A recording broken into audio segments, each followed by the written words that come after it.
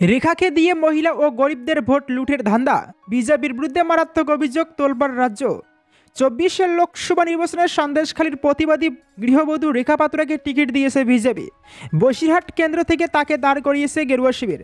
এবার তাকেই নিশানা করলেন বাম প্রার্থী নিরাপদ সর্দার। অভিযোগ, সন্দেশখালীর রেখাকে হাতিয়ার করে মহিলা এবং গরিব মানুষের ভোট টানার ছক কষেছে পদ্ম শিবির।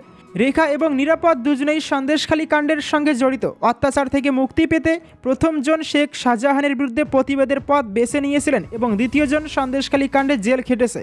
পরবর্তীকালে আদালতের হস্তক্ষেপে জামিনে মুক্ত পান নিরাপদ।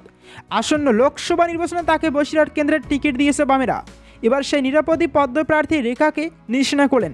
প্রচারের ব্যস্ততার মাঝে তিনি বলেন, এই ভোট আসলে সংবিধান রক্ষার ভোট। এদিকে রেখাকে হাতিয়ার করে গোটা রাজ্যের মহিলা এবং গরিবদের ভোট লুট করার পরিকল্পনা করেছে বিজেপি। নিরাপদের দাবি, রেখাকে ঢাল করে আদতে তার মতো মহিলাদের অধিকার, যাবতীয় অধিকার ছিনিয়ে নেওয়ার ছক কষেছে পদ্ম শিবির। বসিরহাটের বাম প্রার্থীর কথায়, বসিরহাট লোকসভা কেন্দ্র থেকে যাকে দাঁড় করিয়েছে বিজেপি, সংসদে যখন এই আইনটি রাখা যাবে নাকি যাবে না সেটা নিয়ে হাড্ডাহাড্ডি টক্কর হবে। তখন রেখা পাত্র কি বলবেন বলুন তো? ওনার সংসদে যাওয়াটা কি খুব জরুরি? এরপরই রেখাকে ঢাল করে মহিলা ও গরিব ভোট লুট করার অভিযোগ আনেন নিরাপদ। তিনি বলেন, রেখা পাত্রকে দিয়ে গরিব সাধারণ মানুষের ভোট লুট করার রাস্তা চওড়া করা হচ্ছে না তো?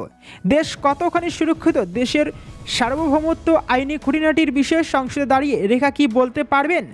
এদিকে সংবিধানের ধারা বদলে রেখা পাত্রের সকল অধিকার ছিনিয়ে নেবে মোদী সরকার।